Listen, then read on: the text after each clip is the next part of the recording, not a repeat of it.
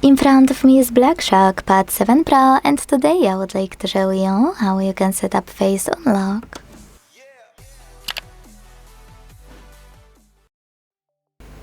First of all, go into Settings.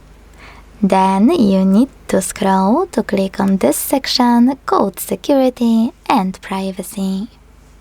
Now scroll again, tap on Device Unlock and select Face Unlock. Finally, set up Screen Lock.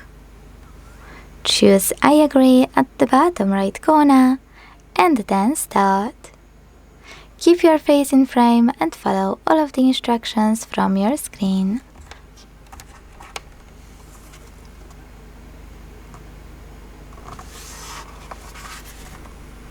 Then select Done.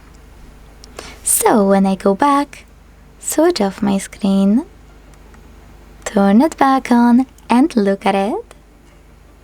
I can see that Face Unlock is working properly. Thanks so much for watching. If you enjoyed this video, don't forget to leave a like, comment and subscribe. Bye!